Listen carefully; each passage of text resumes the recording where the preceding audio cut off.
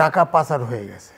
অর্থনীতি সমিতি এই কয়েকদিন আগে বলল ৫০ বছরে ১২ লাখ কোটি টাকা পাচার হয়ে গেছে। এই পাচার বন্ধের কোনো আমরা কোনো দিক নির্দেশনা পেয়েছি বাজেটে পাইনি। আগে বললাম যে বাজেট ৭,৯৭,০০০ টাকা, তার ঘাটতি আছে।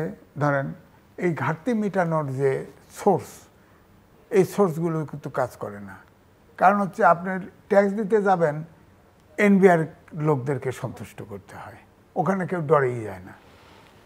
আবার ট্যাক্স আপনি দেখেন একটা রিক্সাওয়ালাও কিন্তু ট্যাক্স দিচ্ছে, ভ্যাট দিচ্ছে। সে একটা বিড়ি খাচ্ছে, সে বোঝেও না, সে ট্যাক্স দিয়ে ফেলতেছে। কিন্তু এই যে যেটা বলা আপনি বললেন যে অলিগার্ক, এদের হিসাবটা কে নিচ্ছে? আমরা কি কেউ জানি? পৃথিবীর ভিতরে সবচেয়ে ধনী সৃষ্টির দেশ বাংলাদেশ, এখন দ্রুততম ধনী। হ্যাঁ, এবং বাংলাদেশের এখন ব্যক্তি পৃথিবীর ধনীর লিস্টে চলে গেছে। কিন্তু সে কত ট্যাক্স দেয়, কি দেয় আমরা কি জানি? কুইক রেন্টাল দিয়ে দিয়ে টাকা, ওখানে কথা বলা যাবে না, কেস করা যাবে না, জবাব দিতে নাই। এই যে IMF এর কিছু লোন এখন এই সামনে $1.25 বিলিয়ন, 1.15 বিলিয়ন ডলারের কারণে তারা বলছে বিদ্যুতের দাম বাড়াও। 3 বছরে 12 বার বিদ্যুতের দাম বাড়াবে। বিদ্যুৎ হলো জীবন জীবিকার লাইফলাইন।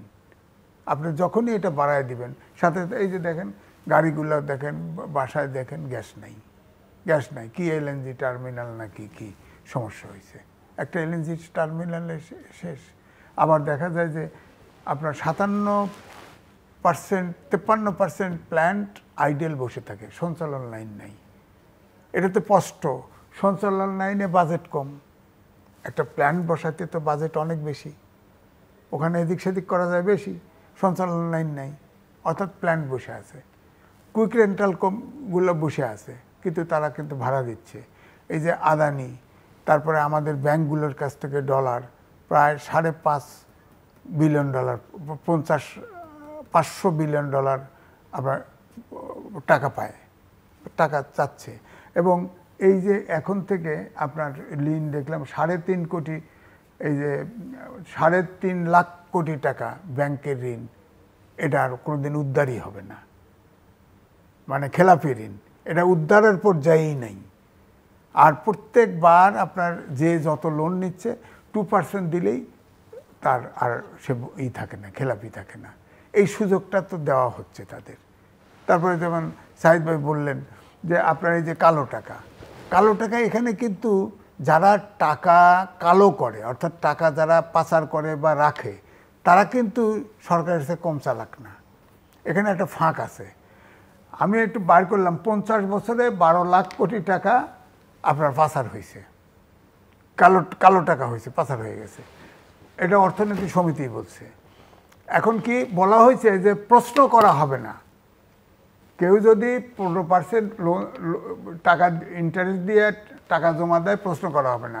দুদক যা যদি কয় তোমার সোর্স কোথায়, এই জন্য টাকা দেয় না। আপনি দেখেন 50 বছরে কোনো জায়গায় কোনো রেজাল্ট পাওয়া যায় না।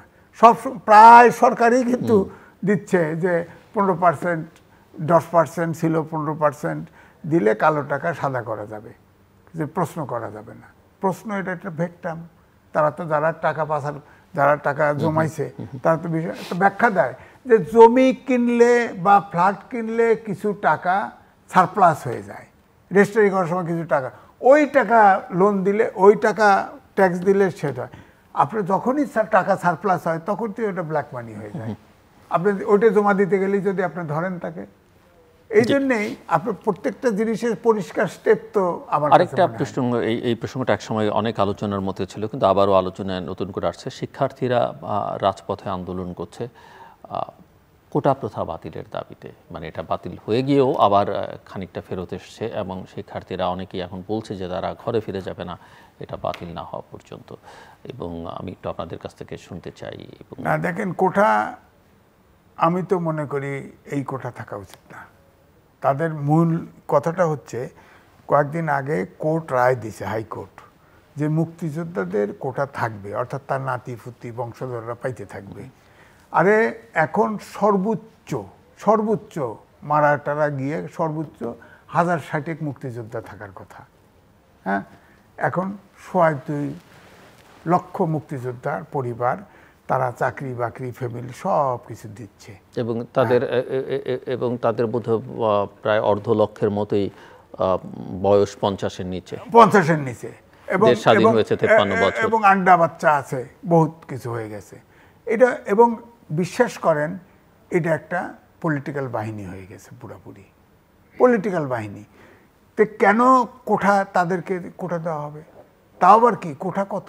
30%। তাহলে মেধার কি জায়গা কোথায়?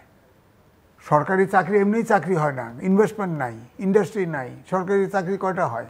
এখন চাকরি যদি 500টা নেয়, তার যদি 30% কোঠায় ছেড়ে দিতে হয়। এবং তারা তো এখনও বলবো যে মুক্তিযুদ্ধ তো গ্রামে ট্রামেই বেশি আছে, এটা ঠিক সংখ্যায়, এবং লেখাপড়া তো ওখানে খুব একটা হয় না। তো এই লোকগুলো তো প্রশাসনে আসবে কোঠার সিস্টেমে। আমার গ্রামে এক মুক্তিযোদ্ধার সন্তান, বুয়া মুক্তিযোদ্ধা, এতে দিয়ে ইঞ্জিনিয়ার বানায় গ্রাম গুম কিনে ফেলাইতেছে। তো এটা কে সহ্য করবে? সুতরাং কোটা, এখন দেশ আগায় যাচ্ছে, এখন কোটা টোটা নেই, যে মেধায় প্রতিযোগিতায় টিকবে সে থাকবে। এখন এই ধরনের ঘুষ দেওয়ার মতো কোঠা রাখা উচিত না, এটা আমি মনে করব। জাস্ট ঘুষ দেওয়ার কোঠা। হ্যাঁ, আগে ছিল আমাদের পার্বত্য অঞ্চলে রিয়েলি বৈষম্য ছিল। ওখানেও আবার দেখেন যে বাংলাদেশের সবচেয়ে শিক্ষিতর হার কিন্তু বেশি রাঙামাটিতে, কারণ ওই 3 হিল ট্যাক্সের যত কোঠা যেত সব রাঙামাটি এলা ভোগ করতো। সুতরাং জেলা ওয়ারি হ্যাঁ থাকতে পারে যারা পিছিয়ে পড়া, কিন্তু কোনো একটা গোষ্ঠীকে পালার জন্য কোঠা তো থাকা উচিত না। আমাদের সংবিধানে তো সমতা প্রতিষ্ঠিত হয়েছে, সমতার নীতি রয়েছে, তবে সেখানে আছে যে সমতায় পৌঁছবার জন্য যারা পিছিয়ে পড়া অংশ তাদের অগ্রাধিকার দেওয়া যেতে পারে। সেই বিবেচনায় আদিবাসী এবং অন্যান্য প্রতিবন্ধী এর কোঠা থাকতে পারে।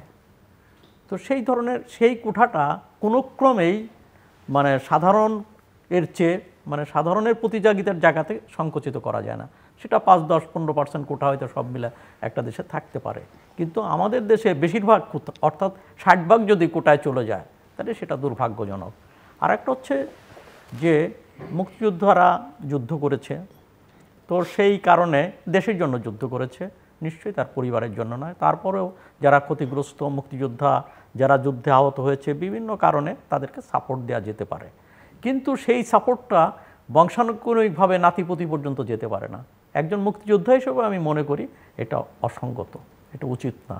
বরং সেখানে ক্ষতিগ্রস্ত পশ্চাৎপদ অ্যাটলিস্ট কোটা দিয়ে, যেটি মিস্টার আজিজও বলছিলেন যে প্রশাসনের মতো জায়গায় যেখানে মেধাবীদের দরকার, সক্ষম যোগ্য লোক দরকার, সেটাকে আসলে হ্যাঁ, সেই জন্য আমি বলছি যে সেই ক্ষেত্রে কোনো সাপোর্ট দেওয়া যেতে পারে। একজন দুস্থ মুক্তিযোদ্ধা, একটা শহীদ পরিবার এখনও যদি তারা বিভিন্নভাবে ক্ষতিগ্রস্ত হয়ে থাকে, এখনও যদি তারা সমাজে দাঁড়াতে না পারে, সেগুলোকে আলাদা মূল্যায়ন করা যেতে পারে। কিন্তু বিশেষ করে প্রশাসনে, যেখানে প্রতিযোগিতার বিষয়, যেখানে মেধাবী নেতৃত্ব দরকার, সেখানে এই ধরনের কোটার সিস্টেমটা আর সম্ভব না। আর একটা হচ্ছে যে মুক্তিযোদ্ধারা যুদ্ধ করেছে, তারা অর্থনৈতিকভাবে বিভিন্নভাবে ক্ষতিগ্রস্ত, তাদের সন্তানদের কোটা ছিল, কিন্তু নাতিপুতির কোটা দেওয়ার তো কোনো মানে নেই। আর সন্তানরা তো কোনো মুক্তিযোদ্ধার সন্তান এখন আর কলেজ বিশ্ববিদ্যালয়ে ভর্তি হয় না, কেননা তারা তো বেরিয়ে এসছে। অতএব এটাকে পুনর্বিবেচনা করা উচিত। না, কিন্তু ওই যে মুক্তিযোদ্ধা হিসেবে স্বীকৃত প্রায় 1.5 লক্ষ যদি 50-এর নিচে তাদের বয়স হয়, সেটা তো আর মুক্তিযুদ্ধ হয় না। মুক্তিযুদ্ধের পরে জন্ম নেওয়ার পরে যদি কেউ মুক্তিযোদ্ধা হয়, এখন 70 বয়স 70 না হলে তো মুক্তিযোদ্ধা হওয়ার কথা না। 70-এর বাইরে 53 বছর দেশ স্বাধীন হয়ে গেছে।